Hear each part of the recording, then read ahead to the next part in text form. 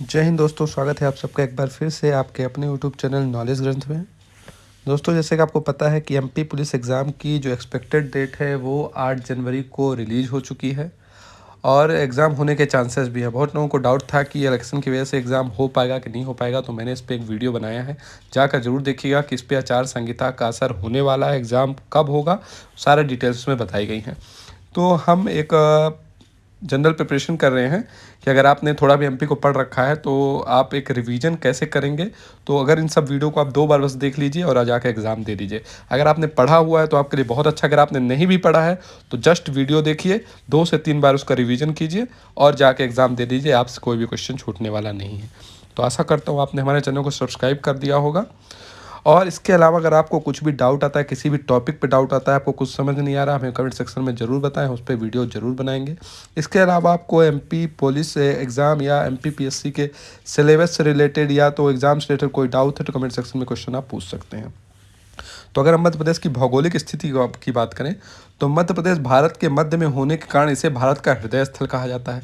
इसके अलावा मैंने 2 नाम और बताए थे, अगर आपने नहीं देखे हैं तो पहले इस सीरीज़ की पहली वीडियो जो डाली है मैंने उसको जाकर ज़रूर देखिएगा। तो मध्य प्रदेश का क्षेत्रफल करीब 3,08,252 वर्ग किलोमीटर का है और भारत के कुल क्षेत्रफल का 9.38% है।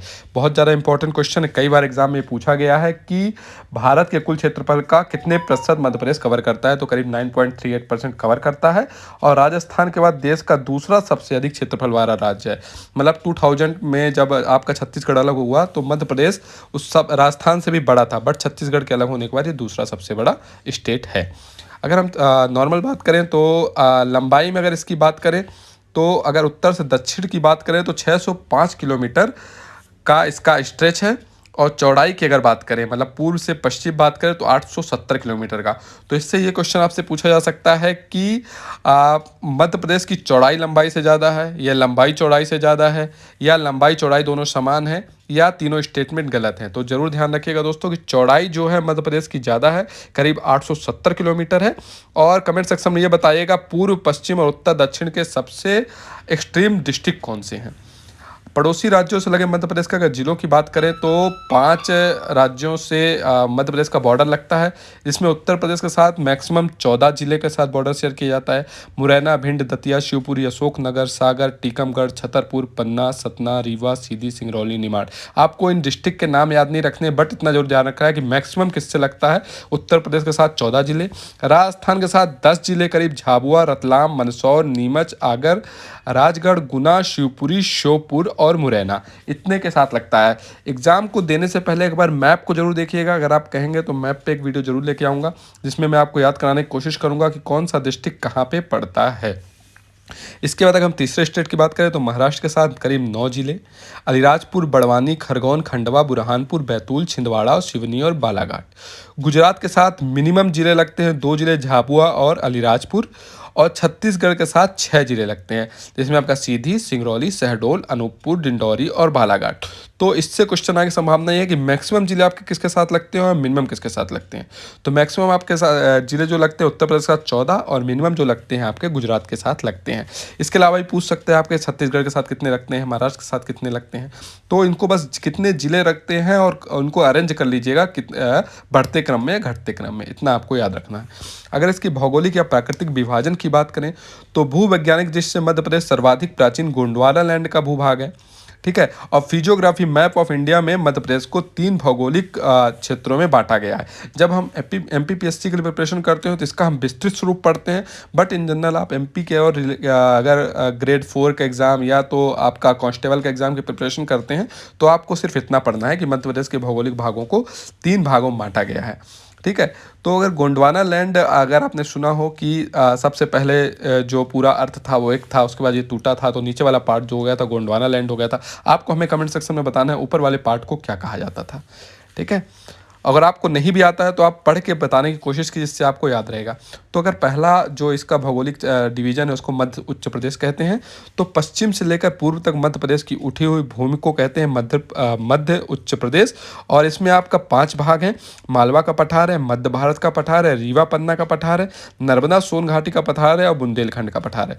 तो मध्य उच्च प्रदेश में कौन कौन से 5 पार्ट आते हैं ये आपको ध्यान रखना है। इसमें आपसे पूछा जा सकता है कि मध्य भारत का पठार किसके अंतर्गत आता है, तो ये मध्य उच्च प्रदेश के अंदर आता है। इवन रीवा पन्ना का पठार भी इसी में आता है, नर्मदा सोन घाटी का भी इसमें आता है, बुंदेलखंड पठार की बात भी मध्य उच्च प्रदेश के अंदर ही की जाती है। जैसा कि मैंने बताया कि आप एमपीपीएससी के लिए जब पढ़ते हैं तो इसको आप थोड़ा विस्तृत पढ़ते हैं कि कौन सा एरिया सबसे ज़्यादा कवर करता है। जैसे मालवा का पठार सबसे ज़्यादा परसेंटेज कवर करता है, तो इस तरह से आप पढ़ते हैं। बट आप अगर एमपी पुलिस की प्रिपरेशन करें जिसके हिसाब से हम वीडियो बना रहे हैं तो आपको सिर्फ इतना ही पढ़ना है। सेकंड अगर बात करें हम भौगोलिक विभाजन की, तो सतपुड़ा मैकाल श्रेणी प्रदेश तो मध्य प्रदेश की दक्षिण पश्चिमा सीमा से पूर्व में अमरकंटक तक लगभग ये फैला हुआ है।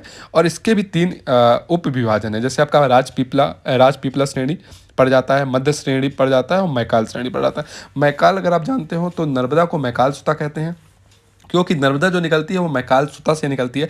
जो अमरकंटक है आपका मैकाल श्रेणी में ही आता है। तो मैकाल श्रेणी, उसके बाद मध्य श्रेणी, और आपका एक्सट्रीम लेफ्ट में जो पड़ता है करीब राजपीपला श्रेणी पड़ती है। जो आपका अगर लेफ्ट से आप देखें तो लेफ्ट में आपका करीब राजस्थान जो पड़ता है। तो राजपीपला श्रेणी लेफ्ट में, मध्य श्रेणी बीच में और मैकाल श्रेणी सबके एक्सट्रीम आपके राइट में पड़ती है। और मैकाल श्रेणी से ही आपको बताना है कि नर्मदा के साथ और कौन सी 2 रिवर निकलती हैं। और पूर्वी पठार या बघेलखंड के पठारी भाग की अगर बात करें तो मध्य प्रदेश के उत्तर पूर्व में ये स्थित है। और इस पठार का सीधा शहडोल वाला भाग मध्य प्रदेश में है। गोंडवाना शैल समूह से प्रमुखतः निर्मित इस पठार में विंध्य ग्रेनाइट शैल समूह भी मिलते हैं। इसके बारे में हम बात करेंगे नेक्स्ट जो वीडियो आएगा कि कितने टाइप के शैल समूह एमपी में मिलते हैं। तो आपको बस इतना भी ध्यान रखना है कि आपका पूर्वी पठार या बघेलखंड का पठारी भाग कहाँ पड़ता है। और यहाँ पे लाल बलुई मिट्टी पाई जाती है। सोन, टॉन्स, पीहड़ और जोहिला यहाँ की प्रमुख रिवर हैं। ठीक है, तो आपको हमको एक चीज़ बताना है दोस्तों कि शहडोल किस लिए फेमस है, यहाँ पे कौन सा मिनरल पाया जाता है। एमपी का एक मिनरल है जो शहडोल एरिया पे पाया जाता है और बहुत ज़्यादा फेमस है, मतलब इंडिया में उसका रैंकिंग आती है। तो हमें कमेंट सेक्शन में बताइए। और आपको अगर नहीं आता है तो अगर पढ़ के आप बताने की कोशिश कीजिए। कमेंट सेक्शन में जो कमेंट आते हैं उनको पढ़िए, आपका इस तरह से रिवीजन होता रहेगा।